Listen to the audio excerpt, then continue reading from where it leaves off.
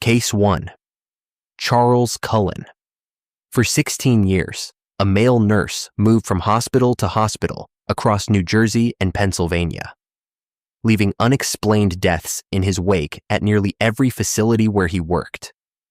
At 7 of those institutions, administrators suspected him, investigated him, or forced him out, and then watched in silence as he found his next job.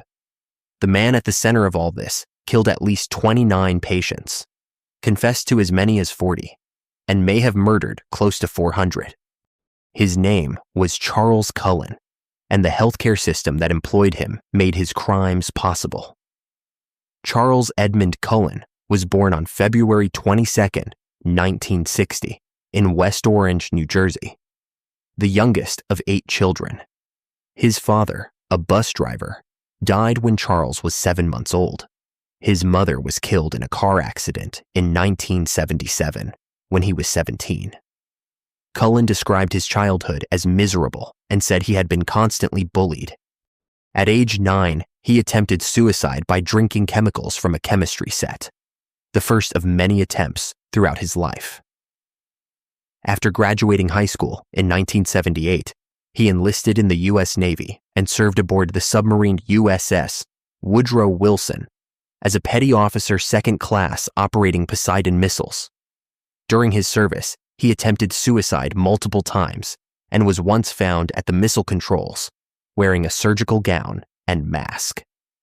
The Navy discharged him in 1984. He enrolled in nursing school and graduated from Mountainside Hospital's program in Montclair in 1987.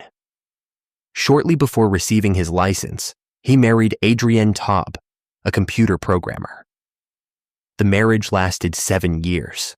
When she filed for divorce in 1994, she also filed a restraining order, citing bizarre behavior that included spiking drinks with lighter fluid, burning their daughter's books, and cruelty to pets. Cullen filed for bankruptcy in 1998. To his co-workers, however, he appeared dependable, compassionate, and professional. Amy Loughran, a nurse who worked alongside him, said he babysat her children and covered her shifts. That reputation protected him. Over his 16-year career at 9 facilities, Cullen encountered hundreds of patients. They were not statistics. They were people with names, families, and futures. Their ages ranged from 21 to 91. Many were what prosecutors later described as people on the mend, not terminally ill, but expected to recover. Reverend Florian J. Gall, a 68-year-old Catholic priest and vicar of Hunterdon County, was admitted to Somerset Medical Center in June 2003 for what his family believed was a manageable condition. His sister, Lucille Gall, herself a nurse, thought he would recover. He certainly wasn't considered terminal, she said.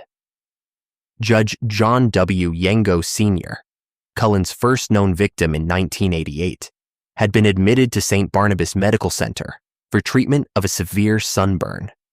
He was not supposed to die there. What Cullen did to those patients followed a consistent pattern.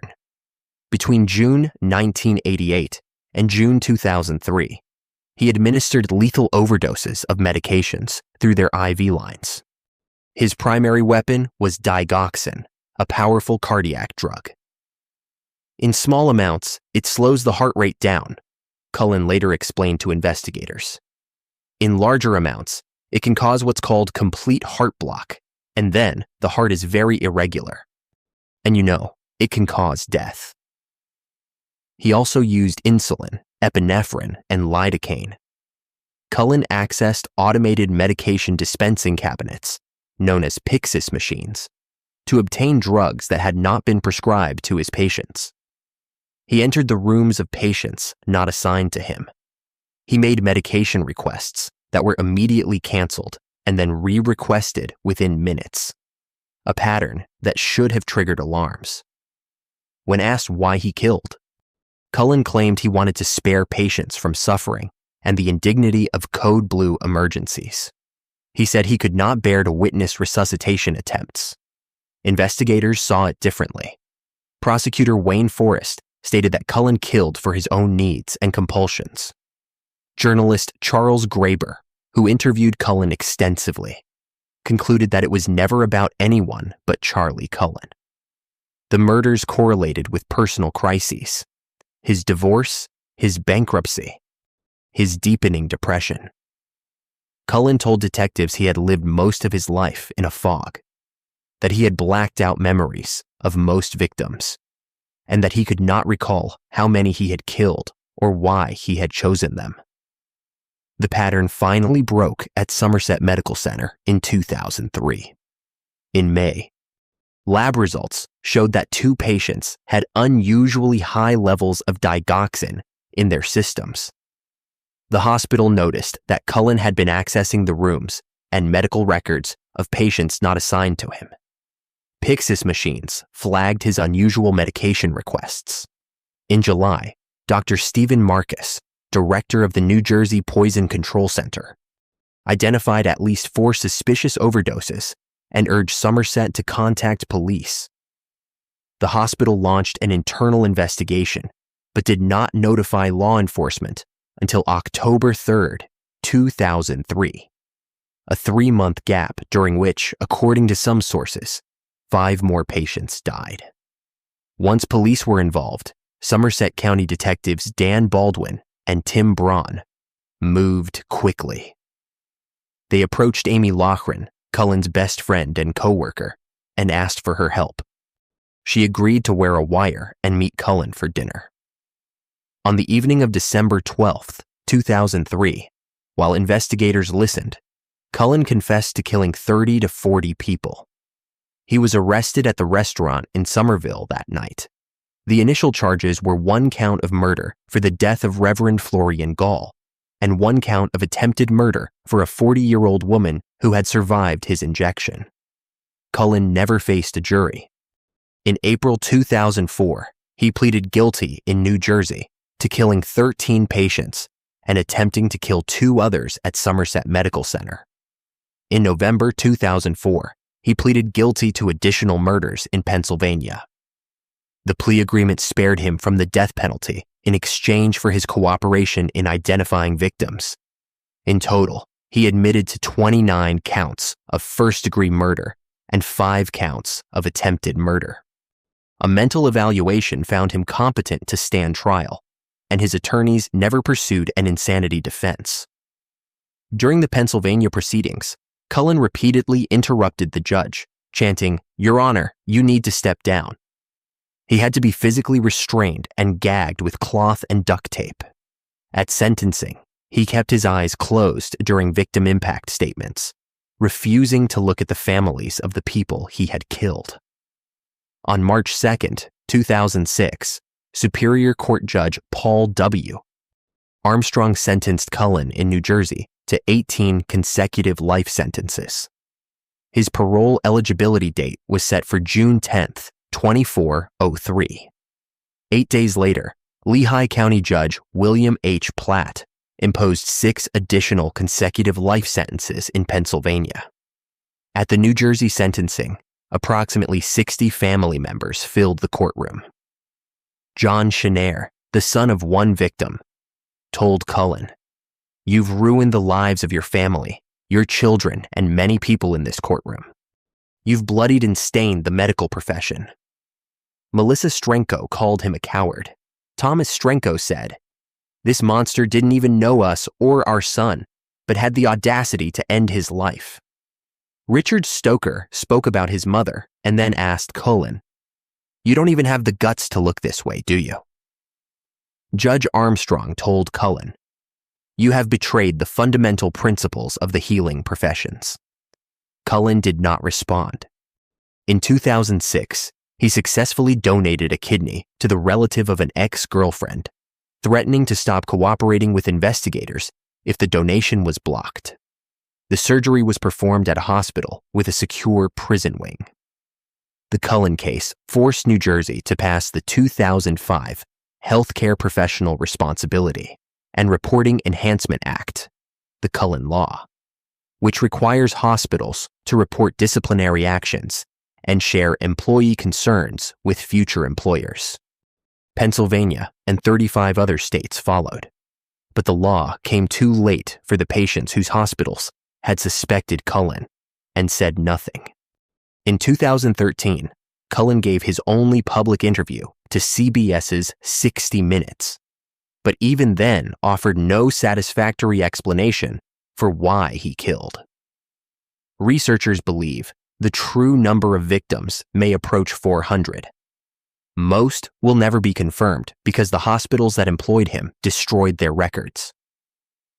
Charles Cullen is 65 years old. He is incarcerated at New Jersey State Prison in Trenton, where he will remain until the year 2403. Case 2. Genene Jones. She had already been convicted once. She had already been sentenced to 99 years in prison. And in 2017, 3 decades into her sentence, Texas authorities discovered that Genene Jones was scheduled to walk free in less than a year.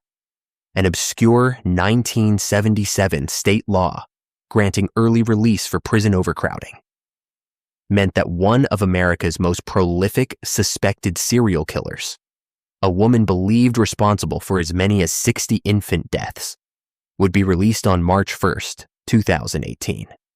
What followed was an extraordinary cold case resurrection, prosecutors racing against time to build new murder charges from crimes committed more than 35 years earlier. Genene Ann Jones was born on July 13th, 1950, and adopted as an infant by Richard Jefferson Jones, a San Antonio businessman who owned a nightclub, and his wife, Gladys. 2 of her brothers died during her childhood, one from an improvised explosive device. Her father died of illness in January 1968, shortly before her 18th birthday. Jones attended John Marshall High School in San Antonio and entered nursing school through the San Antonio Independent School District. When she took her licensing exam in October 1977, she scored more than 200 points above the passing grade, an exceptionally high result that suggested both intelligence and ambition. She married James Harvey Delaney Jr. in 1968 and had 2 children, Richard Michael and Heather, before the marriage ended in divorce in 1974. In April 1983, while awaiting trial for murder, she married Garen Ray Turk, a 19-year-old nursing aide. Jones found work at Methodist Hospital and South Texas Medical Center before joining Bezier County Hospital's Pediatric Intensive Care Unit in 1978. Her colleagues quickly noticed something unsettling about her shift. They began calling the hours she worked the death shift. Children died at unusual rates when she was on duty. She confronted doctors aggressively, boasted about her medical knowledge, and became overly emotional when patients died. The pattern was clear to those who worked alongside her, even if they did not yet understand what it meant. The children Jones targeted were among the most vulnerable patients in the hospital. They were infants and toddlers admitted to the pediatric ICU with serious but often treatable conditions. Most were too young to speak. District Attorney Ronald Sutton later described them as youngsters with symptoms of potentially serious medical problems who were unable to tell anyone what was happening to them. 11-month-old Joshua Sawyer was admitted to Bexar County Hospital on December 11th, 1981, with what appeared to be manageable symptoms. The following day, he went into sudden cardiac arrest. An automated chemical analyzer processing his blood sample registered a Dilantin level of 55.5, more than double the normal range. The technician diluted the sample and ran it again. The second reading came back at 59.6, a toxic level more than sufficient to throw an infant's heart into arrest. The result was entered into the hospital's computer and printed in Joshua's medical chart, where it would go unnoticed for more than a year. 15-month-old Chelsea McClellan was brought to Dr. Kathleen Holland's pediatric clinic in Kerrville on September 17, 1982. Dr. Holland had recently hired Jones to work at her new practice. During the visit, Chelsea suddenly stopped breathing. Jones performed what appeared to be heroic resuscitation efforts. But the child died.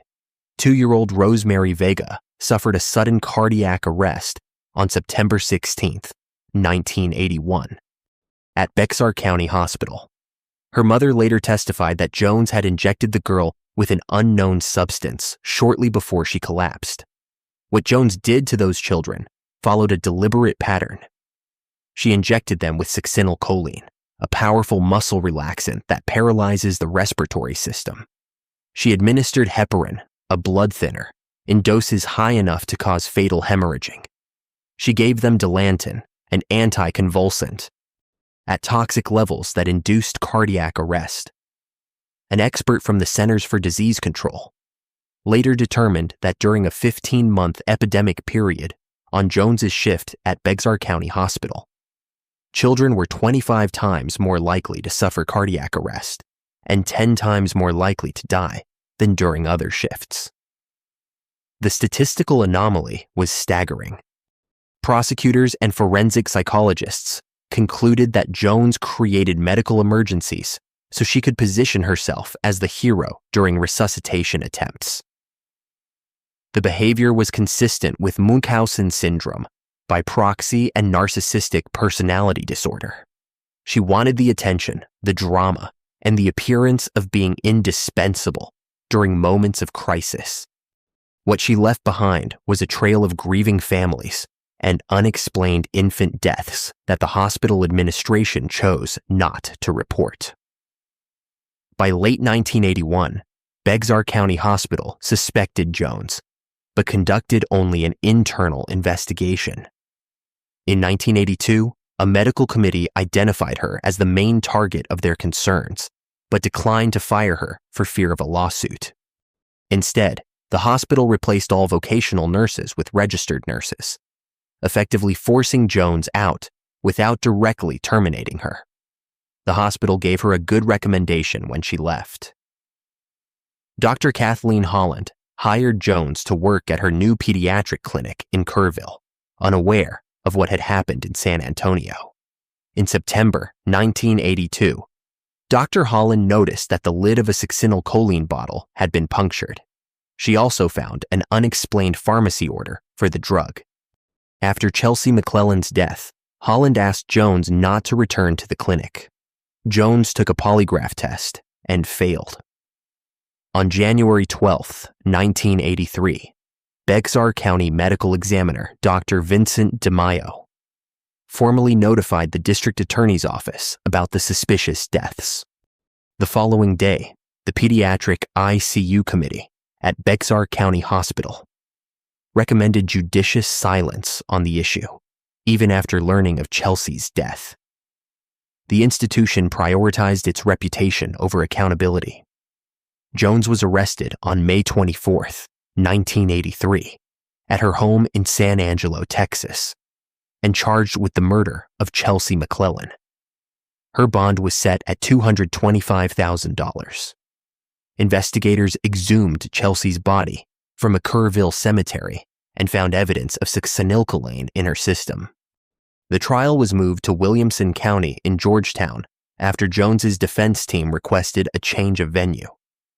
Judge John Carter, who later served in the U.S. House of Representatives beginning in 2013, presided over the case.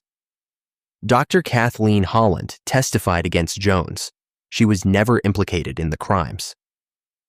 On February 16, 1984, a Williamson County jury found Jones guilty of murdering Chelsea McClellan. She was sentenced to 99 years in prison on October 24, 1984. Jones waived her right to a jury trial in Bexar County and was convicted by a judge of injury to a child in the case of Rolando Santos, a 10-month-old boy who survived after Jones injected him with an overdose of heparin. She received an additional 60 years to run concurrently with her murder sentence. District Attorney Sam Millsap announced in October 1984 that there would be no additional indictments. He believed Jones would spend the rest of her life in prison. He was wrong. Under Texas's 1977 mandatory release law, Jones received credit for approximately 2 days of good behavior for every day served. The law, which was changed in 1996, but not applied retroactively, set her mandatory release date for March 1, 2018, after just 34 years and 8 months behind bars. When families of victims learned this in 2013, they were devastated. In 2015, Bexar County District Attorney Nico LaHood formed a task force to investigate cold cases and prevent Jones from walking free. In June 2017, a grand jury indicted Jones on 5 counts of murder. Joshua Sawyer, Rosemary Vega, Richard Nelson, Patrick Zavala, and Paul Edward Villarreal. Prosecutors Jason Goss and Jay Norton led the effort. Goss had been just 1 year old when the crimes were committed. By the time Jones was extradited back to Bexar County in December 2017, the prosecution had compiled 42 boxes of evidence, a witness list containing 267 names, and a document listing 96 separate extraneous offenses, including claims that Jones had murdered 24 children. Jones appeared at her arraignment in a wheelchair, wearing a surgical mask, and pleaded not guilty to all charges. Her bond was set at $1 million per count. The case was scheduled for trial on February 10, 2020. Prosecutors Catherine Babbitt and Samantha DeMaio had spent a year preparing what they believed was their strongest case, the death of Joshua Sawyer. On January 16, 2020, Jones accepted a plea deal. She pleaded guilty to the murder of Joshua Sawyer in exchange for the dismissal of the other 4 counts and the avoidance of a jury trial. Judge Frank Castro sentenced her to life in prison with the possibility of parole after 20 years. With credit for 2 years already served while awaiting trial, Jones would not be eligible for parole until she was 87 years old. Judge Castro looked at Jones and said, "You took God's most precious gift, babies, defenseless, innocent. Admitting guilt doesn't come close to what you did to these families and the tragedies that you caused. I'm going to follow this agreement here that you agreed to with your attorney and the state. But I truly believe that your ultimate judgment is in the next life." Jones did not respond. In 1998, during a prison parole interview, she had tearfully told a parole officer, "I really did kill those babies." A fellow inmate later reported that Jones had said, "I didn't kill those babies. The voices in my head did."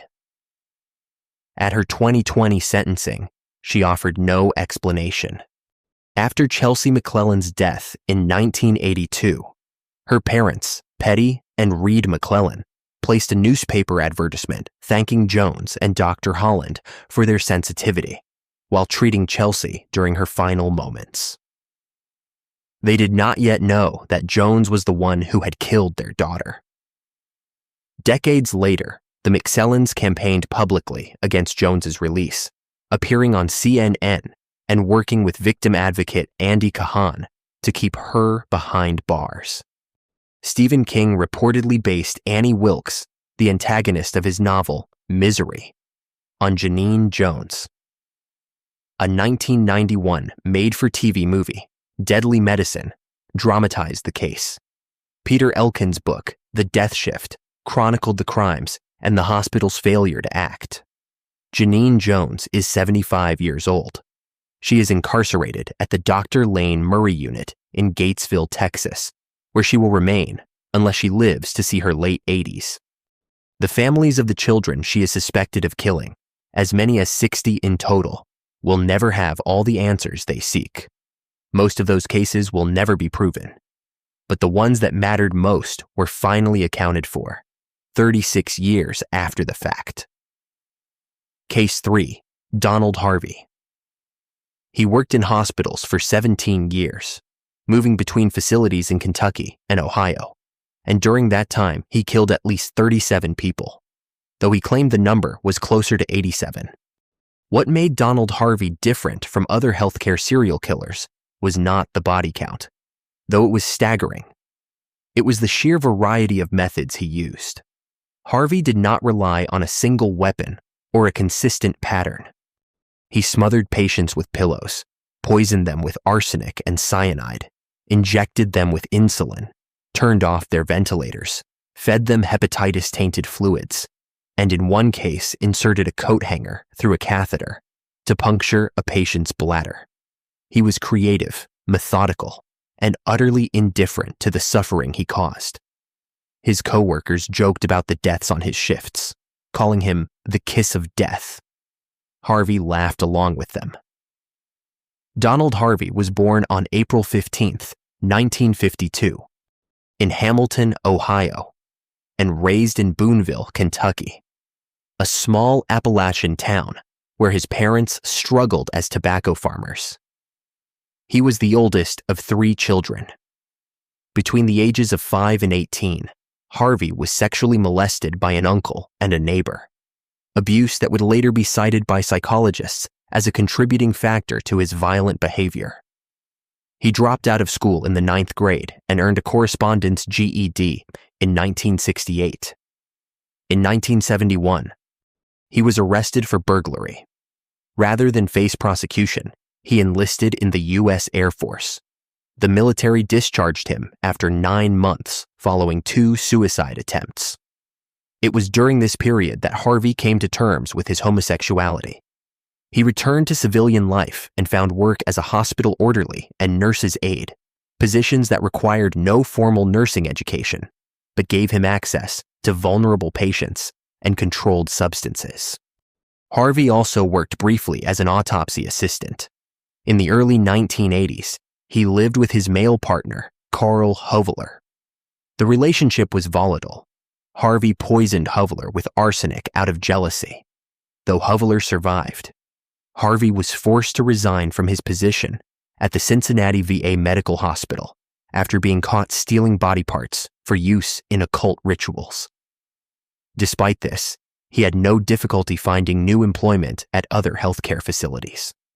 Harvey's victims ranged in age from their 40s to their 90s. Most were hospital patients, already suffering from serious illnesses, which made their deaths easier to disguise as natural causes. His first victim was Logan Evans, an 88-year-old man at Marymount Hospital in London, Kentucky. In May 1970, Harvey smothered Evans with a pillow. He was 18 years old at the time. Over the next 17 years, he killed in multiple facilities, selecting victims based on convenience, personal grievance, or simple opportunity. Ben Gilbert, 81 years old, was killed when Harvey inserted a coat hanger through his catheter, puncturing his bladder. John Powell, 44, became Harvey's final victim in March 1987. Harvey poisoned Powell with cyanide. It was Powell's autopsy that finally exposed what Harvey had been doing for nearly 2 decades. Helen Metzger, a 63-year-old neighbor, was poisoned with arsenic that Harvey had baked into a pie. Henry Hoeler, the 82-year-old father of Harvey's partner, was also poisoned with arsenic. Harvey's victims were not limited to strangers in hospital beds. He killed people he knew personally, people who trusted him, and people whose only mistake was being in his proximity when he decided they should die. Harvey's methods were extraordinarily diverse. He used arsenic, cyanide, rat poison, insulin, and morphine. He smothered patients with pillows, turned off ventilators, and injected hepatitis B-tainted fluid into IV lines. The coat hanger insertion was particularly grotesque, a method that demonstrated both cruelty and a willingness to improvise. Initially, Harvey claimed he had killed out of mercy, that he was ending the suffering of terminally ill patients who had no hope of recovery. That narrative collapsed under scrutiny. Many of his victims were not terminal. Some were expected to recover fully. Others, like his neighbor Helen Metzger and his partner's father, were not even hospitalized. Prosecutor Arthur Ney Jr. stated plainly that Harvey killed because he liked to kill. When asked directly about his motives, Harvey admitted that he enjoyed the control of determining who lived and who died. The mercy-killing story was a lie designed to make his actions seem less monstrous than they were. The investigation that ended Harvey's killing spree began with a routine autopsy. In March 1987, a medical examiner conducting a post-mortem examination on John Powell detected the distinct smell of cyanide in the victim's stomach cavity. Cyanide has a characteristic odor often described as bitter almonds, and the examiner recognized it immediately. Toxicology tests confirmed the presence of the poison. Police identified Donald Harvey as the last person to have contact with Powell before his death. When confronted, Harvey confessed, but not just to Powell's murder. He admitted to killing as many as 70 people over the course of his career. The scope of what he revealed was so vast that investigators struggled to verify all of it. Television anchor Pat Menarchin of WCPO-TV in Cincinnati played a critical role in uncovering the full extent of Harvey's crimes. After Harvey's arrest, Menarchin asked on air whether there had been other suspicious deaths at the facilities where he had worked. Nurses at Drake Memorial Hospital, who had been ordered by their supervisors to remain silent, contacted Menarchin with evidence of at least 10 additional murders. Harvey's defense attorney, Bill Whalen, confronted him with Menarchin's findings. Harvey admitted to having killed as many as 70 people. Whalen negotiated a plea deal. Harvey would cooperate fully with authorities and help them identify his victims in exchange for prosecutors not seeking the death penalty. In August 1987, Harvey pleaded guilty in Ohio to 24 counts of first-degree murder. He was sentenced to 3 concurrent life terms. In November 1987, he pleaded guilty in Kentucky to 8 counts of murder and 1 count of manslaughter, receiving an additional life sentence plus 20 years, to run concurrent with his Ohio sentence. In total, Harvey entered guilty pleas to 37 murders and received 28 life sentences. He never went to trial. The plea agreement allowed him to avoid execution, but it also meant he would spend the rest of his life behind bars with no possibility of parole. Harvey was transferred to the Toledo Correctional Institution in Ohio, where he was incarcerated for 3 decades. On March 28, 2017, Harvey was found severely beaten in his cell. He had been attacked by a fellow inmate, James Elliott, who later claimed he killed Harvey to protest prison conditions and as an act of vigilante justice. Harvey died 2 days later, on March 30th, 2017, at the age of 64. Elliott was convicted of Harvey's murder and sentenced to 25 years to life in prison. For years before his arrest, Harvey's co-workers had joked about the high number of deaths that occurred during his shifts. They called him the Kiss of Death, a nickname that was meant as dark humor rather than an accusation. Harvey participated in the jokes. He would say things like, "I took care of another one for you," and his colleagues would laugh. No one suspected that he was confessing. The jokes continued until the truth came out, at which point the people who had worked alongside him for years realized they had been sharing a workplace with one of the most prolific serial killers in American history. Harvey's case became a subject of study in forensic psychology and criminal justice programs, used as an example of how institutional blindness and a culture of dark humor can mask genuine warning signs. WCPO-TV's investigative reporting on the case received multiple awards. Harvey was featured on the television programs Autopsy in 1995 and Dr. G, Medical Examiner in 2009. He gave interviews from prison in which he remained largely unrepentant, offering explanations for his behavior that ranged from childhood trauma to a general sense of having the right to decide when people should die. Donald Harvey killed his neighbor by baking arsenic into a pie. He poisoned his partner's food to keep him too sick to leave their apartment. He stole body parts from a hospital morgue for occult rituals. And for 17 years, he worked in healthcare facilities where he had access to the most vulnerable patients imaginable. People who were sick, elderly, and entirely dependent on the staff caring for them. The system failed to catch him, not because the evidence was hidden, but because no one was looking. His coworkers joked, his supervisors ignored red flags, and Harvey kept killing, methodically and without remorse, until a medical examiner smelled cyanide and asked the right questions.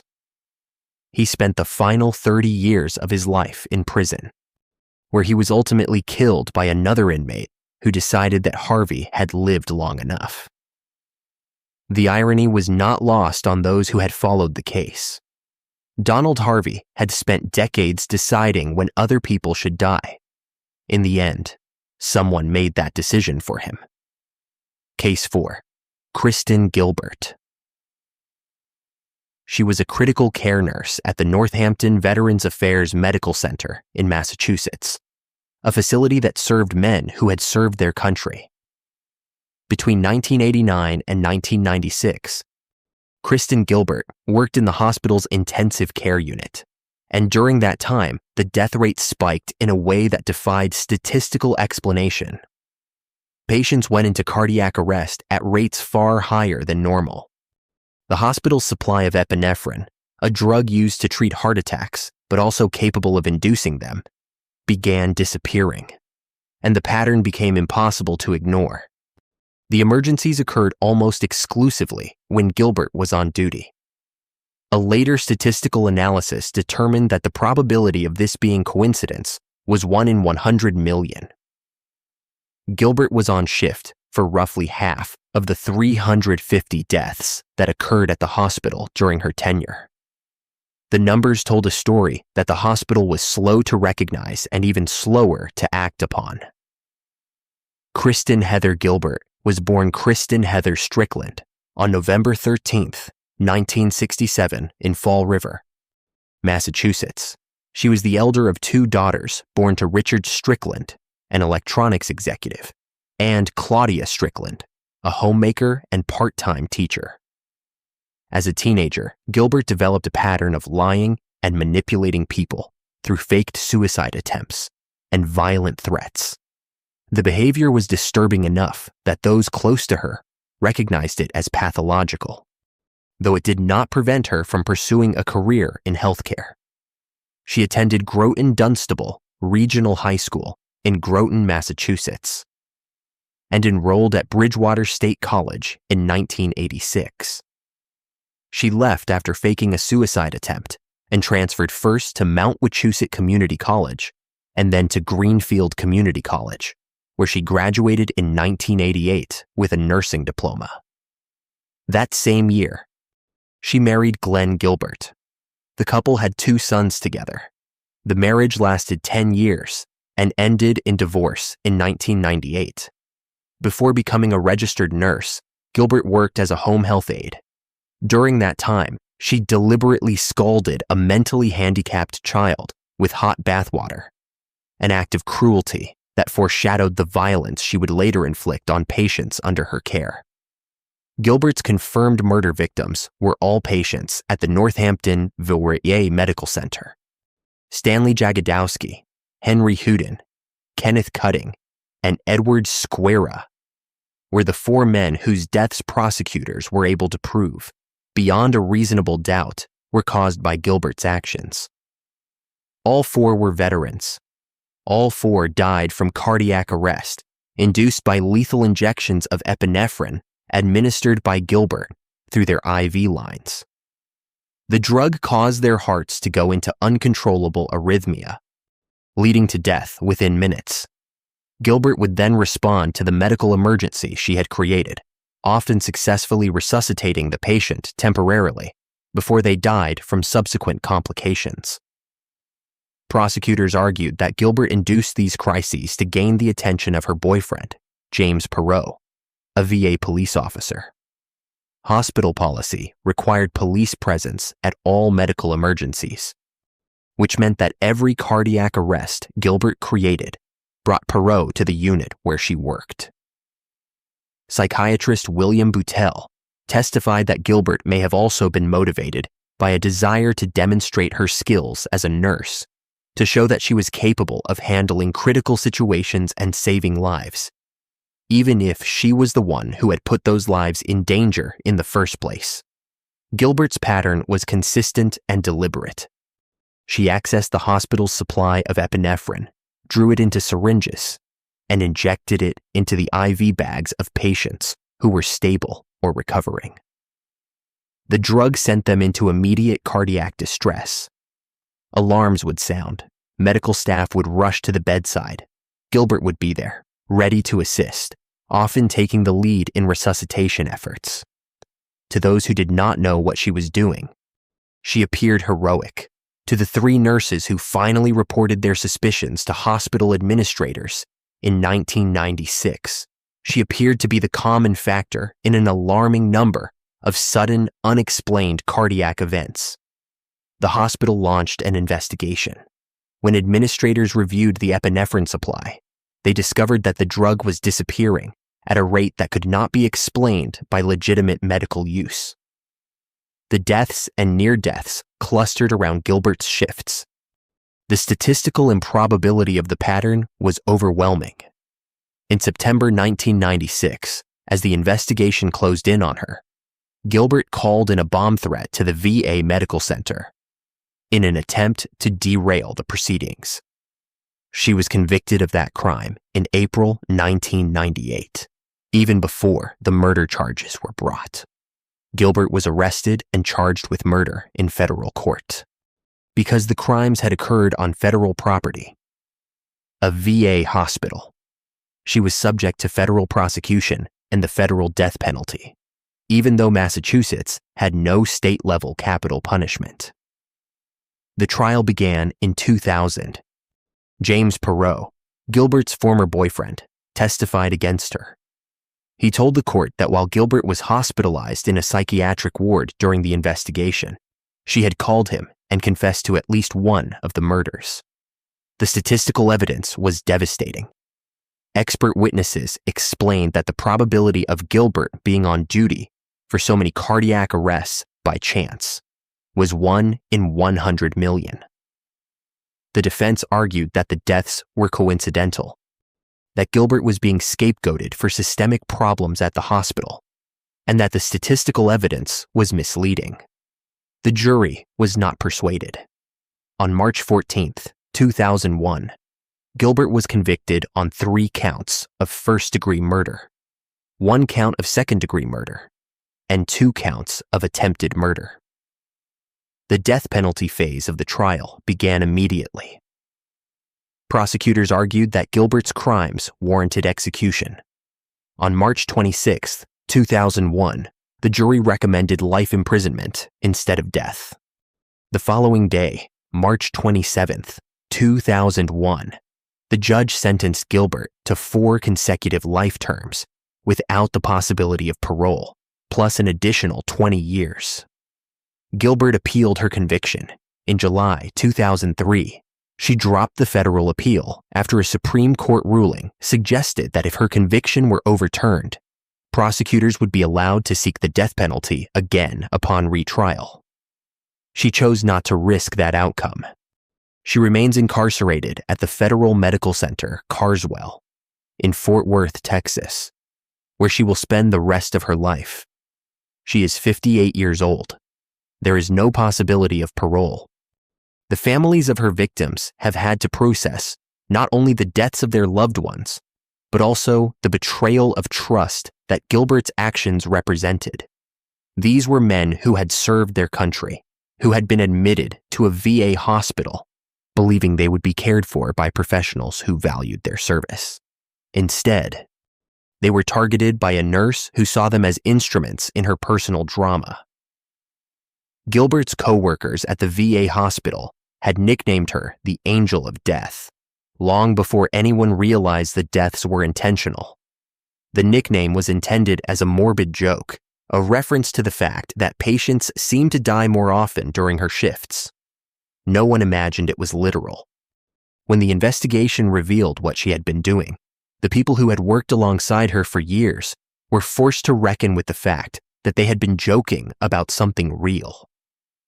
The bomb threat Gilbert called in to try to stop the investigation was another act of desperation designed to protect herself. It failed.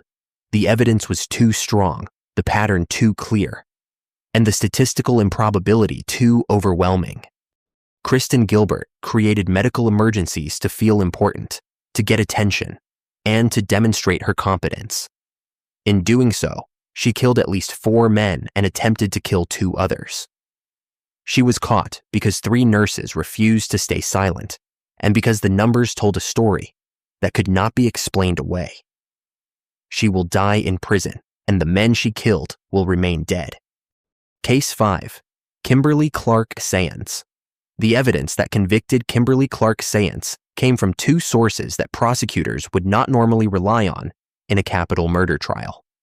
The testimony of 2 dialysis patients who watched her draw bleach into a syringe and inject it into the IV lines of the patients sitting beside them.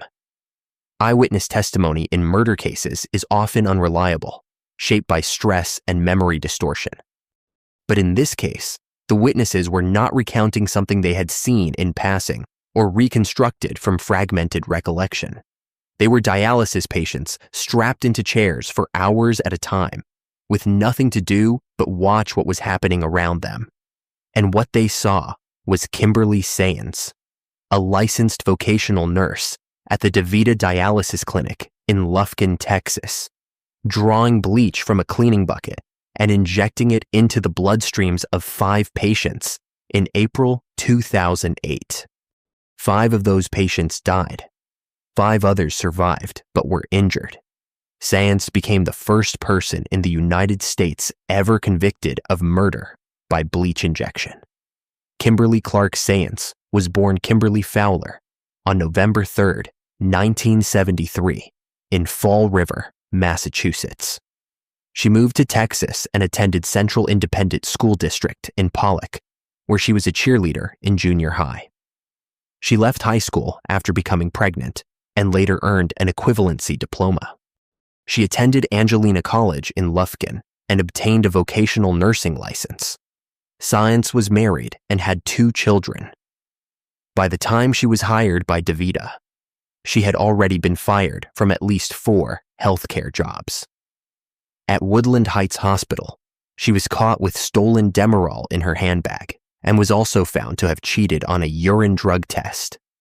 She had a documented history of substance abuse and had been arrested in 2007 for public intoxication and criminal trespass following a domestic disturbance with her husband.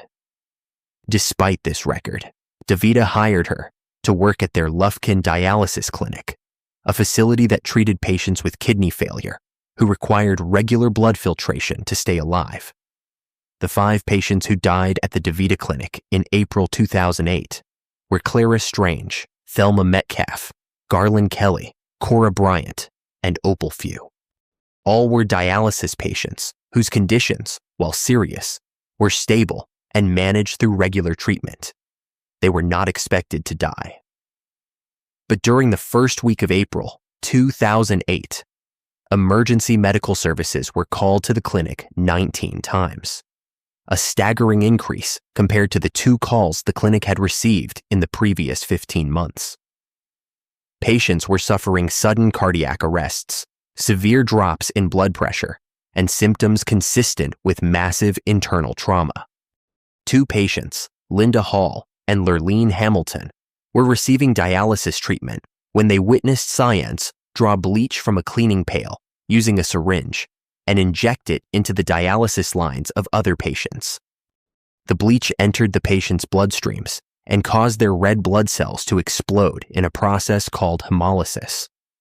The destruction of red blood cells released iron into the bloodstream, which led to cardiac arrest. the witnesses reported what they had seen. But it took time for administrators and investigators to believe that a nurse would deliberately inject cleaning solution into dying patients.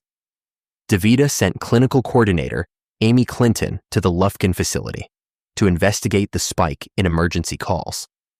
At the same time, state health inspectors were secretly asked by the Lufkin Fire Department to conduct an inspection. On April 28, 2008, while inspectors were on site, 2 more patients suffered severe drops in blood pressure. Clinton confronted Sayence directly. The following day, Sayence was terminated. Investigators began searching for a way to prove what had happened. The challenge was that bleach does not remain in the bloodstream for long. It dissipates rapidly, making it difficult to detect through standard toxicology tests. Analytical chemist Mark Sochaski developed a specialized test that measured chlorotyrosine, an amino acid that forms in the body when tissue is exposed to bleach. 9 blood samples from patients at the clinic tested positive for chlorotyrosine, proving that they had been exposed to bleach. A Centers for Disease Control epidemiologist confirmed that Sayence had been present at every incident in April where someone had died or suffered a medical emergency. When police questioned Sayence, she made a critical error. She mentioned her use of bleach before detectives had ever brought up bleach as a possible factor. The comment suggested she knew more about the deaths than she should have. Sayence was charged with 5 counts of capital murder and 5 counts of aggravated assault with a deadly weapon. Prosecutors sought the death penalty. The trial, held in Angelina County, lasted a month. Sayence did not testify. The prosecution presented the eyewitness testimony of Linda Hall and Lurleen Hamilton, both of whom described in detail what they had seen Sayence do. The chlorotyrosine test results were presented as scientific proof that the victims had been exposed to bleach. The epidemiological evidence showed that Sayence was the only common factor in all of the emergency calls. The defense argued that the evidence was circumstantial and that the chlorotyrosine test was unreliable. The jury deliberated and returned guilty verdicts on all counts on March 31st, 2012. The following day, April 2nd, 2012. The jury chose life in prison without the possibility of parole rather than death. The judge imposed the life sentence and added 3 consecutive 20-year sentences for the aggravated assault convictions, for a total of 60 additional years. Sayence was 38 years old at the time of sentencing. At sentencing, the daughter of victim Thelma Metcalf addressed Sayence directly.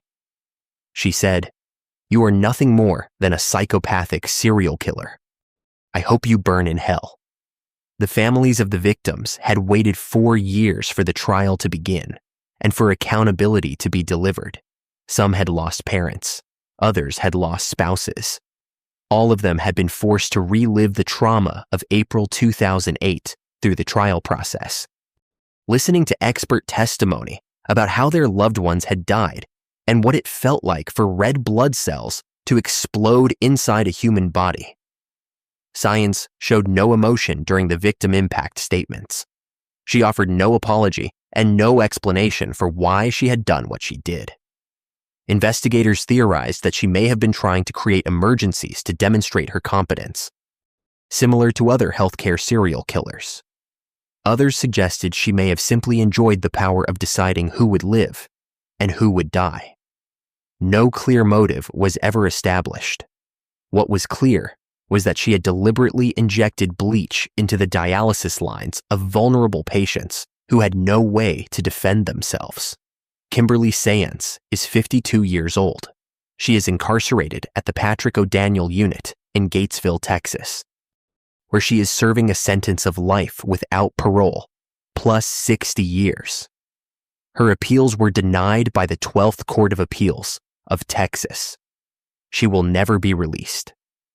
The DeVita Clinic in Lufkin is still operational, though the events of April 2008 left a permanent mark on the facility and the community it serves. dialysis patients are among the most vulnerable in the healthcare system. They are tethered to machines for hours at a time, unable to move, entirely dependent on the nurses and technicians operating the equipment that keeps them alive. Science exploited that vulnerability in the most deliberate and cruel way imaginable. The fact that 2 patients witnessed what she was doing and reported it likely saved lives. Had they remained silent out of disbelief or fear, science might have continued. The development of the chlorotyrosine test by Mark Sachasky was a breakthrough in forensic chemistry that allowed prosecutors to prove what would otherwise have been nearly impossible to demonstrate. Bleach is a common household product, not a controlled substance, but in the hands of someone with access to IV lines and vulnerable patients, it became a murder weapon. Kimberly Sayance was the first person in American history to be convicted of murder by bleach injection. She will also be the last person to serve that sentence in Gatesville for that particular crime, a distinction as grim as it is unique. Case 6. Heather Presti. Heather Presti was 41 years old when she was arrested in May 2023. By that time, investigators believe she had killed at least 3 patients and attempted to murder 19 others. All of the crimes had occurred within a span of just over a year, between 2022 and 2023, across 5 different nursing homes in Western Pennsylvania. What made the case particularly disturbing was not just the number of victims, but the speed with which Presti had moved from facility to facility, leaving a trail of unexplained deaths behind her, while administrators either failed to notice or failed to act. She was a registered nurse with no prior criminal record, no history of disciplinary action, and no obvious red flags that would have suggested she was capable of serially murdering the elderly patients in her care. And yet, over the course of 14 months, she administered lethal doses of insulin to vulnerable nursing home residents, claiming afterward that she believed she was ending their suffering. Heather Irene Presti was born on August 28, 1982, the oldest of 2 children born to Michael and Benita Presti. She attended the Community College of Allegheny County from 2003 to 2004, but did not graduate. Before pursuing nursing, she worked as a registered veterinary technician, a role that gave her familiarity with medications and medical procedures. She eventually returned to school, earned her nursing degree, and became a registered nurse. By 2022, she was working in long-term care facilities, moving between nursing homes in Western Pennsylvania. There was nothing in her employment history or personal background that suggested she was a danger to patients. She appeared competent, professional, and unremarkable, exactly the kind of nurse that nursing homes, chronically understaffed and desperate for qualified workers, were eager to hire. The victims Presti targeted were elderly nursing home residents, many of them in their 80s and 90s. James Bardo was 55 years old when he died on December 4, 2022. Gerald Schrum was 90. Nicholas Simbel was 43 when he died on May 1, 2023. Joseph Campbell was 83 when he died on December 25, 2022. These were people in the final stages of life, living in facilities where they depended entirely on staff for their most basic needs. Prosecutors would later charge Presti with 3 counts of murder and 19 counts of attempted murder, though investigators suspected she was connected to at least 17 total deaths across the 5 facilities where she had worked. The method was always the same. Presti accessed the facility's insulin supplies, drew the drug into syringes, and injected it into patients who were not diabetic and had no medical reason to receive insulin. The drug caused their blood sugar levels to plummet, inducing hypoglycemic shock, seizures, and in many cases, death. For those who survived, the experience was traumatic and dangerous, leaving them with potential long-term complications from the sudden and severe drop in blood sugar. investigators began to notice a pattern in early 2023. Across 5 nursing homes, there had been an unusual number of unexplained medical emergencies and deaths. The facilities were geographically close but independently operated, which initially made it difficult to see the connection. What linked them was Heather Presti. She had worked at all 5. When her employment records were cross-referenced with the dates of the suspicious incidents, the pattern became unmistakable. Police obtained search warrants and began reviewing medical records, medication logs, and security footage. What they found was evidence that Presti had been accessing insulin supplies without authorization, and that patients under her care had experienced sudden, severe drops in blood sugar that could not be explained by their medical conditions or prescribed treatments. On May 25, 2023, Presti was arrested and charged with 3 counts of murder and 19 counts of attempted murder. The charges were staggering, both in number and in implication.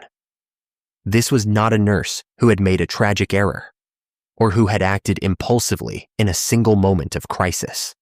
This was someone who had methodically and repeatedly administered a lethal drug to vulnerable patients over the course of more than a year. Presti's defense attorneys explored the possibility of arguing that she was mentally ill or that she genuinely believed she was providing mercy to patients who were suffering. Prosecutors rejected that framing. The patients she targeted were not all terminally ill. Some were stable. Some were expected to live for months or years. And even if Presti believed she was ending suffering, she had no legal or moral authority to make that decision. Euthanasia is not legal in Pennsylvania, and even in jurisdictions where medical aid in dying is permitted, it requires the explicit, informed consent of the patient and adherence to strict legal protocols. Presti had acted unilaterally, without consultation, without consent, and without any oversight.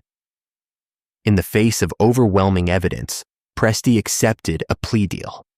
She pleaded guilty to all charges, 3 counts of murder and 19 counts of attempted murder, in exchange for prosecutors agreeing not to seek the death penalty.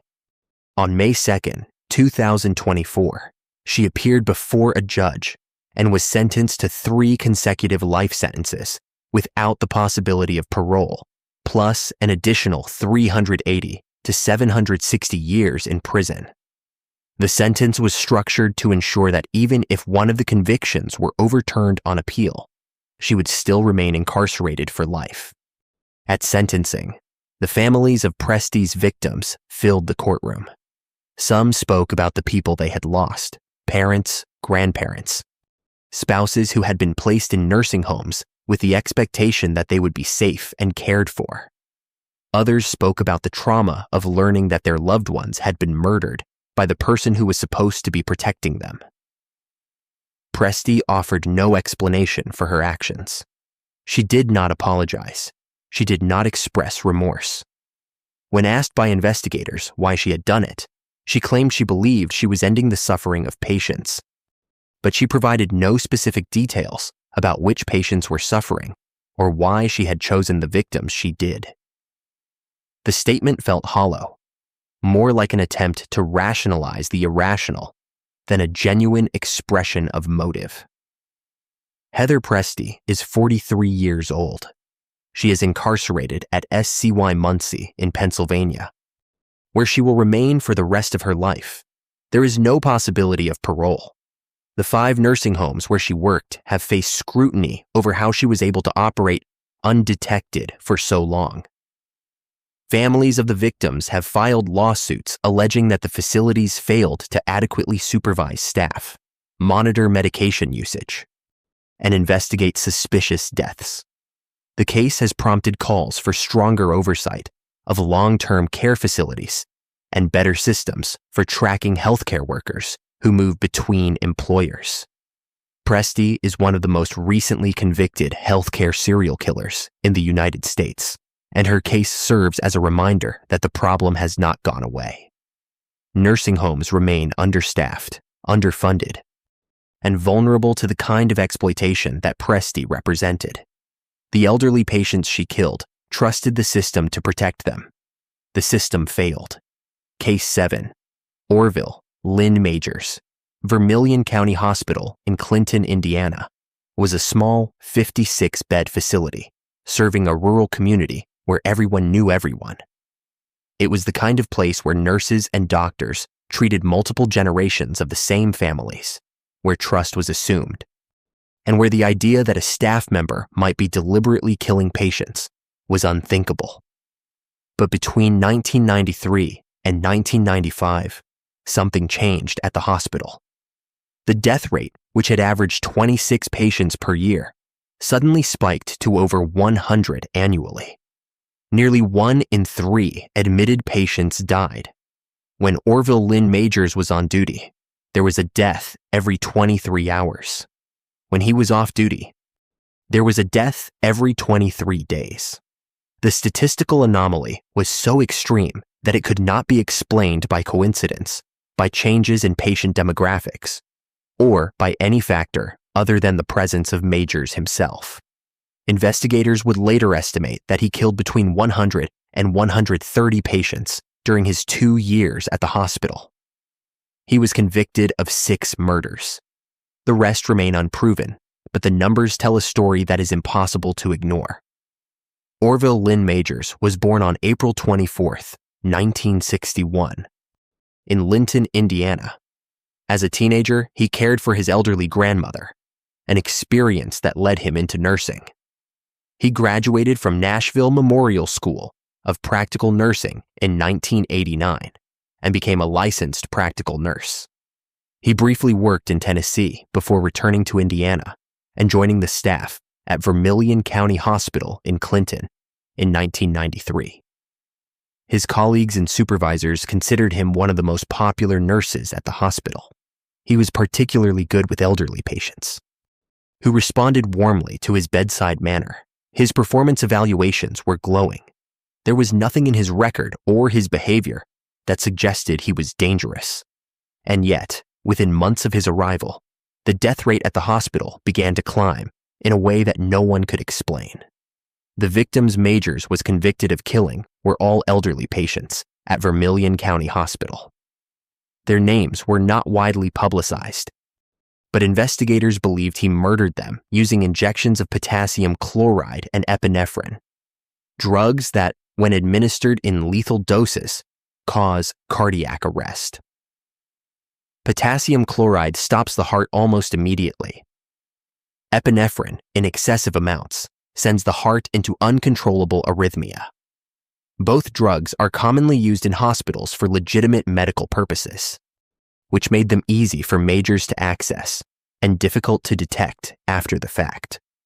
Autopsies on elderly patients who die in hospitals rarely test for these substances unless there is a specific reason to suspect foul play. Majors exploited that gap.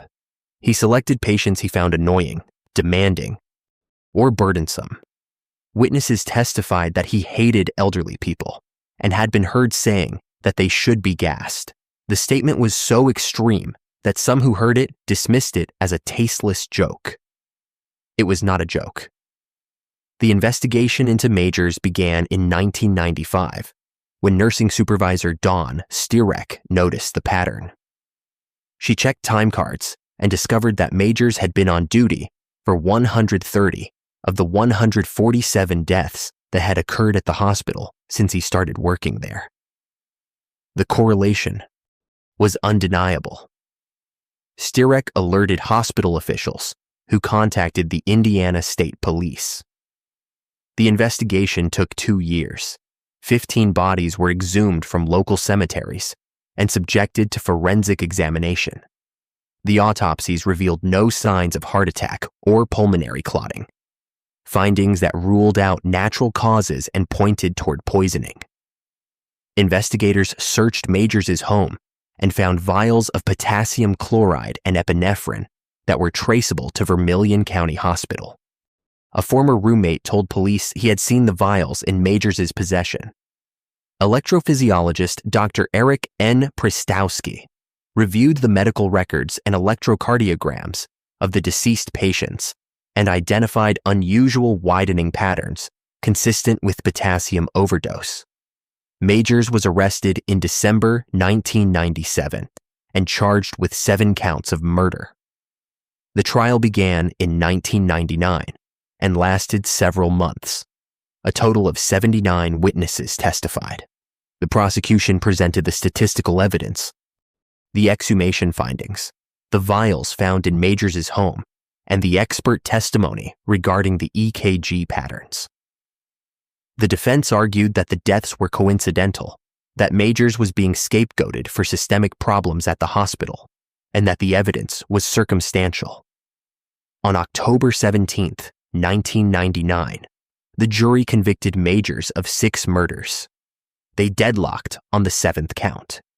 Judge Ernest Yelton sentenced Majors to 6 consecutive terms of 60 years, the maximum sentence available under Indiana law at the time. The judge told Majors, "The maximum sentence is the minimum sentence in this case." He described the crimes as diabolical acts and a parallel of evil at its most wicked. Majors showed no emotion. He was 38 years old. He would not be eligible for parole until he was well into his hundreds. He would never live that long. Majors was incarcerated at Indiana State Prison in Michigan City. His conviction was upheld by the Indiana Supreme Court in 2002. He served 18 years. On September 24, 2017, Orville Lynn Majors died of heart failure while in custody. He was 56 years old. The families of his victims received the news with mixed emotions. Some felt relief that he was gone. Others felt cheated that he had not lived long enough to serve the full sentence. Vermilion County Hospital suffered enormous damage in the aftermath of the case. The facility faced 80 wrongful death lawsuits, was fined $80,000 for negligence, and temporarily lost its accreditation.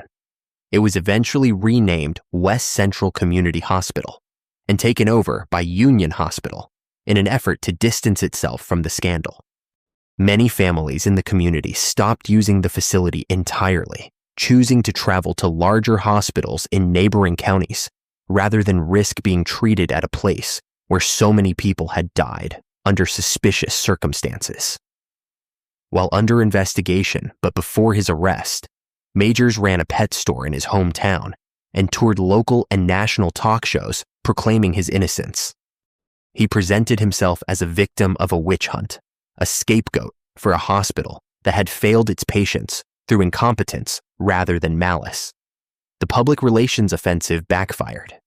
It prompted relatives of deceased patients to come forward with eyewitness accounts of suspicious injections and strange behavior. One family member reported seeing Majors inject a patient shortly before the patient went into sudden cardiac arrest. Another described watching Majors linger near a patient's bedside just before the patient died unexpectedly. The stories piled up, and what had seemed like a statistical anomaly became a collection of individual tragedies, each with a name and a grieving family left behind. Orville Lynn Majors was one of the most popular nurses at Vermilion County Hospital. Patients loved him, supervisors praised him, colleagues trusted him. And over the course of 2 years, he killed more than 100 people. The disconnect between who he appeared to be and who he actually was remains one of the most unsettling aspects of the case. He was not a loner or an outcast. He was well-liked, competent, and charming. He used that charm to gain access to vulnerable patients, and then he killed them because they annoyed him. The motive was not financial gain, sexual gratification, or ideological conviction. It was petty cruelty elevated to mass murder. He believed elderly people were burdensome, and he acted on that belief with methodical efficiency. Vermilion County Hospital has never fully recovered from what happened there between 1993 and 1995. The community it served lost faith in the institution, and that faith has not returned. Orville Lynn Majors died in prison, but the damage he caused outlived him. Case 8. William George Davis. A hospital is supposed to be the safest place a person can be when their body is failing. It is where the sickest and most vulnerable go to be healed, where families place their trust in professionals who have sworn to do no harm. William George Davis understood that trust. He worked as a registered nurse at Christus Trinity Mother Frances Hospital in Tyler, Texas, for approximately 5 years, specializing in cardiac care. His colleagues described him as well-liked, affable, and friendly. Patients recovering from heart surgeries were placed under his care with the expectation that he would monitor their conditions, administer their medications, and alert doctors if anything went wrong. Between June 2017 and January 2018, Davis did something else. He injected air into the arterial lines of at least 4 patients, causing catastrophic brain damage and death. Prosecutors believe he killed at least 11 people in total, though he was only convicted of 4 murders. His stated motive, revealed in a jailhouse phone call to his ex-wife, was as banal as it was monstrous. He wanted to work more overtime shifts, so he made patients sicker to justify the extra hours. William George Davis was born on February 3, 1984, in Longview, Texas. By the time he joined the staff at Christus Trinity Mother Frances Hospital in Tyler, he had been working as a nurse for several years. He had no major disciplinary marks on his record. His supervisors considered him competent and reliable. His coworkers found him approachable and easy to work with. There was nothing in his background or behavior that suggested he was capable of serially murdering patients in the intensive care unit where he worked. He was married, though the marriage ended in divorce. He had financial pressures, a detail that would later become central to understanding why he did what he did. But financial stress is common. Most people experiencing it do not respond by killing hospital patients to generate overtime pay. The 4 confirmed murder victims were John Lafferty, Ronald Clark, Christopher Greenaway, and Joseph Kalina. All were men recovering from cardiac surgeries. Their ages ranged from the late 40s to the mid-70s. They had undergone procedures to repair or replace damaged heart valves, clear blocked arteries, or address other life-threatening cardiac conditions. The surgeries had been successful. The patients were stable. They were expected to recover and go home. Davis ensured they did not. At sentencing, prosecutors named additional victims: Perry Frank, James Blanks, and James Sanders. These men, along with others investigators suspected Davis had harmed, shared a common profile. They were cardiac patients in the ICU, tethered to monitors and IV lines, entirely dependent on the nurses and doctors caring for them. They had no way to defend themselves. They had no way to know that the person monitoring their recovery was the same person causing their deterioration. What Davis did to those patients was methodical. He accessed their arterial lines, catheters inserted into arteries to monitor blood pressure and draw blood samples, and injected air directly into their bloodstreams. The air traveled through the circulatory system and formed emboli, blockages that cut off blood flow to the brain. The result was catastrophic brain damage, seizures, and in most cases, death. Doctors at the hospital began noticing something they had never seen before. Patients recovering from cardiac surgery were arriving in the ICU with air visible in their brains on CT scans. Dr. William Yarbrough, a physician with decades of experience, testified that he had never encountered such cases in his entire career. The pattern was so unusual that it triggered an internal investigation. Security footage showed Davis entering patients' rooms moments before their conditions abruptly worsened. Medical records documented the sudden onset of seizure-like symptoms immediately after Davis had been alone with the patients. The evidence pointed in one direction. Investigators obtained a search warrant for Davis's electronic devices. What they found was damning. Approximately 1 month before his arrest, Davis had searched online for a list of serial killers by number of victims and Mother Frances Hospital investigating possible serial killer. The searches suggested not only that Davis knew he was under suspicion, but that he was comparing himself to other serial killers and researching whether the hospital was actively investigating him. In a recorded jailhouse phone call to his ex-wife, Davis explained his motive. He said that money had been tight, so he had found ways to make patients sicker to justify working more overtime shifts. The statement was chilling in its casualness. Davis was not describing a mental breakdown or a moment of emotional crisis. He was describing a calculated strategy to increase his income by harming the people he was supposed to be caring for.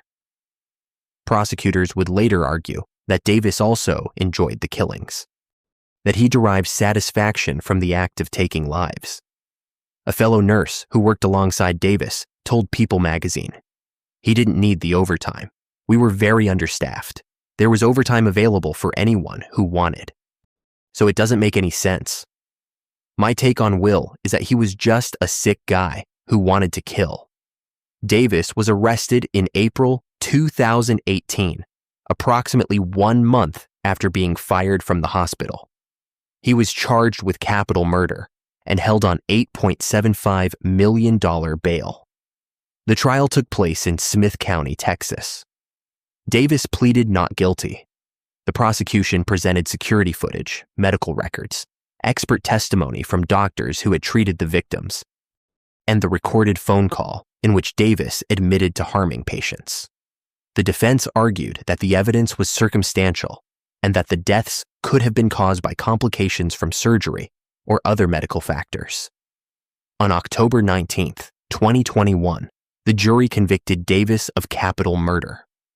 8 days later, on October 27, 2021, after approximately 2 hours of deliberation, the jury sentenced him to death. Under Texas law, the sentence was automatically appealed. Davis is currently on death row, awaiting the outcome of that appeal. He is 41 years old. Smith County District Attorney Jacob Putman made a statement after the conviction that captured the essence of what made Davis so dangerous. He said, "It turns out a hospital is the perfect place for a serial killer to hide. The observation was not new. Healthcare serial killers have been exploiting that vulnerability for decades. But it was accurate. Hospitals are chaotic environments where sick people die regularly. Distinguishing between deaths caused by natural progression of disease and deaths caused by deliberate harm is extraordinarily difficult, especially when the person doing the killing is a trained medical professional who knows how to make murder look like medical failure." Davis exploited that ambiguity. He chose a method, air embolism, that was difficult to detect and easy to disguise as a surgical complication. He targeted patients who were already critically ill, which made it less likely that anyone would question their deaths. And he worked in an ICU where multiple patients were dying or nearly dying on any given shift, which allowed his actions to blend into the normal background noise of a busy cardiac unit. The families of Davis's victims have had to process not only the deaths of their loved ones, but also the betrayal of trust that his actions represented. These were men who had survived major heart surgeries, who had made it through the most dangerous part of their treatment, and who were on the path to recovery. They were killed not by their medical conditions, but by the nurse who was supposed to be monitoring their vital signs and ensuring their safety. The knowledge that Davis harmed them deliberately for financial gain and personal satisfaction has compounded the grief that their families continue to carry. At sentencing, family members spoke about the men they had lost, fathers, husbands, brothers who had fought to survive their surgeries, only to be murdered in the ICU where they were supposed to be safest. William George Davis worked at Christus Trinity Mother Frances Hospital for 5 years before he was caught. During that time, he killed at least 4 people and is suspected of killing at least 7 more. He did it for overtime pay, and because according to those who knew him, he enjoyed it. He is one of the few healthcare serial killers in recent American history to receive the death penalty. Whether that sentence will ever be carried out remains to be seen. Texas has a lengthy appeals process for capital cases, and Davis will likely spend years, if not decades, on death row before facing execution. In the meantime, he remains incarcerated, and the families of the men he killed remain without answers to the question that haunts all victims of healthcare serial killers. How could someone sworn to heal choose instead to harm? The answer, in Davis's case, is as simple as it is horrifying. He wanted the money, and he wanted to kill. Case 9. Vicki Dawn Jackson. Nocona, Texas, is a small agriculture and oil town of approximately 3,100 people, located about 100 miles north of Dallas. It is the kind of place where everyone knows everyone, where the local hospital is a trusted institution, and where the idea that a nurse might be serially murdering patients was beyond comprehension. Nocona General Hospital was a 38-bed facility that served the surrounding rural community. It had a good reputation. In fact, despite its small size, the hospital was considered among the nation's 100 best facilities in its category. That reputation made what happened between December 2000 and February 2001 all the more shocking. During that 3-month period, at least 10 patients died under suspicious circumstances. All of the deaths occurred during the overnight shifts, worked by a licensed vocational nurse named Vicki Dawn Jackson. The patients ranged in age from 62 to 100. Most had been admitted for minor ailments: a foot sore, diarrhea, symptoms of dementia, conditions that were not life-threatening. They died suddenly, without warning, during the hours when Jackson was on duty. The hospital's administration noticed something was wrong when more than 20 vials of a powerful muscle-paralyzing drug called mivacurium chloride went missing from the pharmacy. Vicki Dawn Jackson was born Vicki Dawn Carson on February 13, 1966, in Montague County, Texas. She had been a licensed vocational nurse since 1989 and had worked at several hospitals and nursing homes in North Texas before joining Nocona General Hospital in late 2000. Little is publicly known about her early life or what led her into nursing. By the time she arrived at Nocona General, she had more than a decade of experience in healthcare.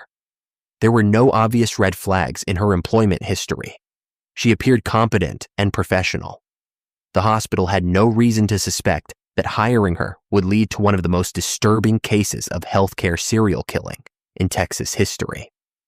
The victims were elderly patients admitted to Nocona General Hospital for conditions that should not have been fatal. They were hospitalized for things like minor infections, digestive issues, falls, and age-related confusion. These were not people on the verge of death. They were people whose families expected them to be treated and released. Instead, they died suddenly during Jackson's overnight shifts. The pattern was so pronounced that hospital administrator Charles E. Norris began tracking the deaths against the nursing schedule. What he discovered was that 22 patients had died during Jackson's shifts, compared to only 1 death during shifts when other nurses were working. The statistical improbability was overwhelming. Norris also noticed that more than 20 vials of mivacurium chloride, sold under the brand name Mivacron, had gone missing from the hospital's medication supply. Mivacron is a neuromuscular blocking agent used during surgeries to paralyze muscles temporarily. When administered outside of a controlled surgical environment, it paralyzes the respiratory system, causing the patient to stop breathing. Death follows within minutes unless the patient is placed on a ventilator. Norris ordered the remaining vials of Mivacron to be locked up. The deaths stopped immediately. Norris contacted law enforcement. A joint investigation was launched involving local police, the Texas Rangers, and the FBI. Investigators exhumed the bodies of 10 patients who had died during Jackson's shifts. Toxicology tests revealed traces of mivacurium chloride in all 10 bodies. A syringe with traces of the drug was found in Jackson's discarded trash. FBI Special Agent David Burns testified that Jackson had been observed becoming angry with patients, while other nurses showed compassion. The evidence suggested that Jackson had been injecting patients with Mivacron during the overnight hours when there were fewer staff members present to witness what she was doing. The drug paralyzed the patients' respiratory systems, and they suffocated. Because many of the patients were elderly and already ill, their deaths were initially attributed to natural causes. It was only when the hospital administrator noticed the pattern and connected it to the missing medication that the truth began to emerge. Jackson was arrested in July 2002 at a grocery store deli where she had found work after leaving Nocona General Hospital. Her bond was set at $2 million. She was indicted on charges of capital murder in the deaths of 4 patients. District Attorney Tim Cole led the prosecution. Jackson pleaded not guilty and contested the charges for years. The case moved slowly through the legal system, delayed by pretrial motions and the complexity of building a capital murder case based on deaths that had occurred years earlier. In October 2006, after more than 4 years of legal proceedings, Jackson changed her plea. She entered a no-contest plea, which meant she was not admitting guilt, but was acknowledging that the evidence against her was sufficient for a conviction. On October 5th, 2006, she was sentenced to life in prison. She did not receive the death penalty. She offered no explanation for why she had done what she did. At sentencing, the families of Jackson's victims were given the opportunity to speak. Some expressed relief that she would never be released. Others expressed frustration that they would never know why their loved ones had been targeted. Jackson's patients had been hospitalized for minor ailments. They were not suffering. They were not terminal. They were people who should have been treated and sent home to their families. Instead, they were injected with a paralytic agent and left to suffocate in the middle of the night. The randomness of the selection was part of what made the case so disturbing. Jackson did not target people she had personal grudges against. She did not kill for financial gain. She simply killed. And the victims were whoever happened to be in her care on the nights she decided to act. Nocona General Hospital, despite being considered one of the best small facilities in the country, became synonymous with one of Texas's most disturbing healthcare serial killing cases. The hospital's reputation was irreparably damaged. Families in the community stopped trusting the facility. Some refused to seek treatment there, choosing instead to travel to larger hospitals in neighboring towns. The case also highlighted the vulnerability of patients in small rural hospitals, where staffing is limited and oversight is less rigorous than in larger urban medical centers. Jackson was able to operate for 3 months before anyone noticed the pattern. During that time, at least 10 people died, and potentially more. The full scope of her crimes may never be known.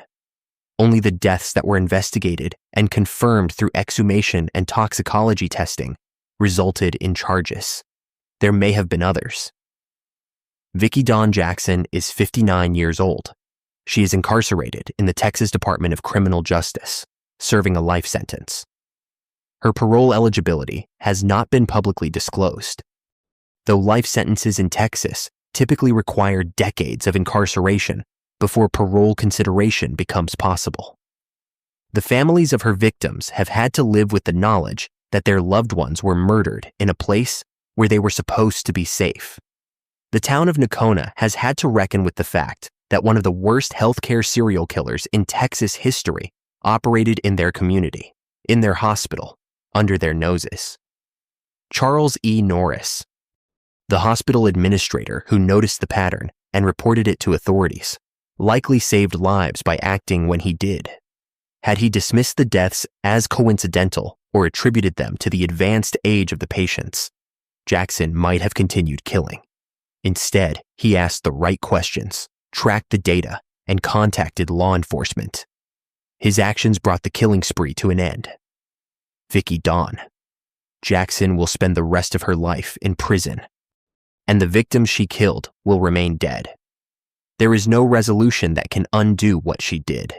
There is only the certainty that she will never have the opportunity to do it again. Case 10. Rita Mays. The patients were veterans, men who had served their country in World War II, the Korean War, and the Vietnam War. They were in their 80s and 90s, living out their final years at the Louis A. Johnson Veterans Medical Center in Clarksburg, West Virginia, a facility operated by the Department of Veterans Affairs, specifically to care for men and women who had worn the uniform. They had survived combat, survived decades of civilian life, and arrived at the VA hospital expecting to be cared for by professionals who understood the debt the nation owed them. Instead, they were targeted by a nursing assistant who injected them with insulin in the middle of the night, causing their blood sugar to plummet and their bodies to go into shock. 7 of them died. An 8th survived, but was left with lasting complications. The woman responsible was Rita Mays, a 43-year-old nursing assistant with no medical license, no authority to administer medications, and no explanation for why she killed, other than that it gave her a sense of control during a chaotic period in her personal life. Rita Phyllis Mays was born on June 16, 1975, in Reynoldsville, West Virginia. She graduated high school and attended college, earning approximately 80 credit hours, but she never completed a degree and never obtained a nursing license or certification. She was a nursing assistant, a position that involved providing basic care to patients, but did not include the authority to administer medications. Mays was a veteran herself. She served in the West Virginia Army National Guard from November 2000 to April 2001, and again from February 2003 to May 2004. During her second period of service, she was deployed to Iraq and Kuwait with the 1092nd Engineer Battalion. Her defense attorneys would later argue that she suffered from post-traumatic stress disorder and military sexual trauma as a result of her deployment. Before working at the VA hospital, Mays had been a corrections officer at North Central Regional Jail in Greenwood, West Virginia, from 2005 to 2012. In 2013, she was named as a defendant in a lawsuit alleging that she had beaten an inmate. The lawsuit was dismissed on summary judgment.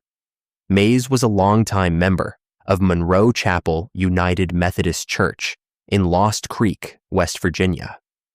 To those who knew her in that context, she appeared to be a devoted member of the community. What they did not know was that during the time she was attending church services and participating in community life, she was also serially murdering elderly veterans at the hospital where she worked. The 7 men Mays murdered were Archie Edgell, 84, an Army veteran of the Korean War, who died on March 23rd or 24th, 2017. Robert Edge Sr., 82, a Navy veteran of the Korean War, who died on July 19th or 20th, 2017. Robert Kozel, 89, an Army veteran of the Korean War, who died on January 28th or 29th, 2018. George Shaw Sr., 81, an Air Force veteran, who died on March 25th or 26th, 2018. William Holloway, 96, an Army veteran of World War II, who died on April 3rd or 4th, 2018. Felix McDermott, 82, an Army veteran of the Vietnam War, who died on April 8th or 9th, 2018.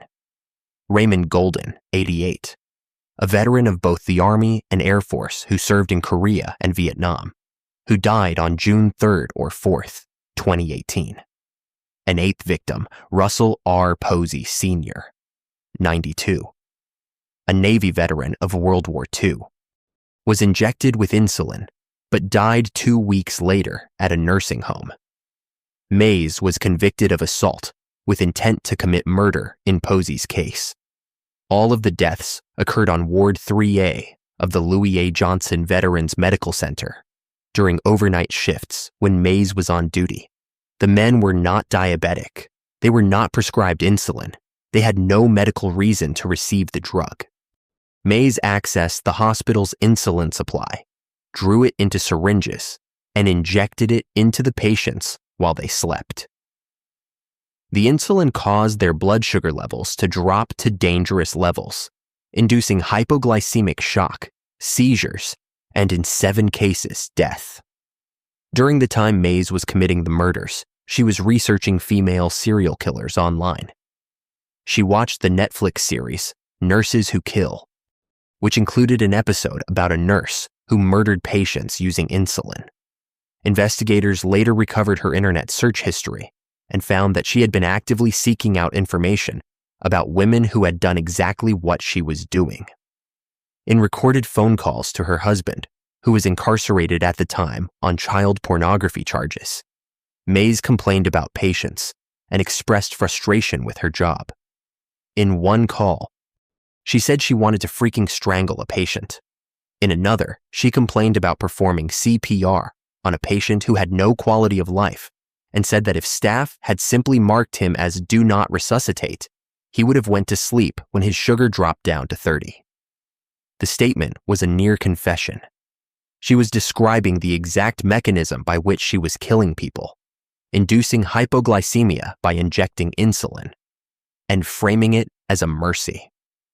Between July 2017 and June 2018, a total of 112 patients died on Ward 3A while Mays was employed there. Not all of those deaths were attributed to her, but the number was far higher than statistical norms would predict. Hospital officials reported the suspicious deaths to the VA Inspector General, and Mays was fired in June 2018. The FBI launched an investigation that lasted more than 2 years. Agents conducted more than 300 interviews, reviewed thousands of medical records, consulted forensic experts, exhumed bodies, and analyzed phone records, social media activity, and computer files.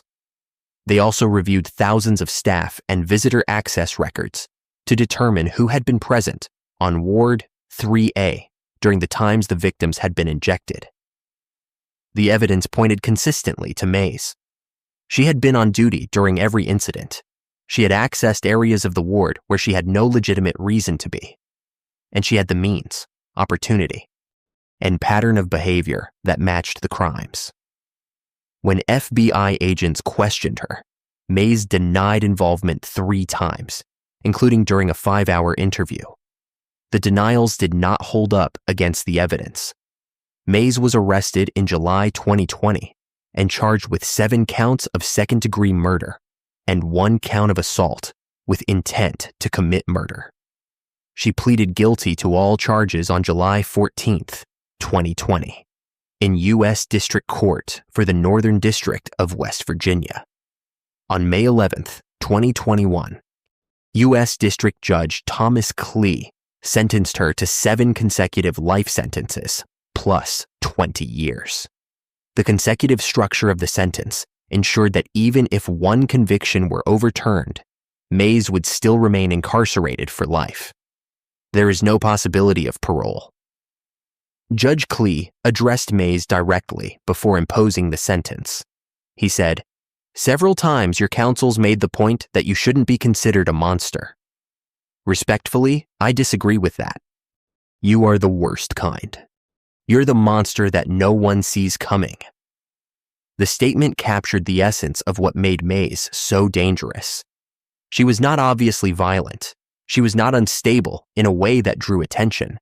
She was a nursing assistant, a veteran, a church member. She was the kind of person who blended into the background of everyday life. And she used that invisibility to kill. At sentencing, Mays offered a brief statement. She said, "There's no words I can say that can offer the families any comfort. I can only say I'm sorry for the pain I caused them and my family." The apology felt inadequate given the scope of what she had done. Her defense attorneys had argued that she suffered from PTSD and military sexual trauma, and that the murders were a response to stress and chaos in her personal life. Prosecutors rejected that explanation. Stress does not cause someone to serially murder elderly veterans. Mental illness does not explain the deliberate, repeated decision to access insulin, draw it into syringes, and inject it into sleeping patients over the course of 11 months. Mays made a choice again and again to kill. The judge ordered her to pay $172,624.96 in restitution to the victims' families, the VA hospital, Medicare, and insurance companies. The amount was symbolic. Mays had no realistic ability to pay it, but it served as an acknowledgement that her crimes had caused financial harm in addition to the incalculable emotional and human cost. Rita Mays is 50 years old. She is incarcerated at the Federal Correctional Institution in Aliceville, Alabama, a low-security federal prison for women. She will remain there for the rest of her life. The federal government has settled civil lawsuits with the families of 10 victims, including the 7 men Mays murdered and others who may have been harmed by her actions. The VA Inspector General released a report detailing significant deficiencies at the Clarksburg facility, including failures in oversight, medication management, and supervision of nursing staff. The case prompted calls for systemic reform within the VA healthcare system, particularly in how nursing assistants are supervised and how medication access is controlled. Mays was not a licensed nurse.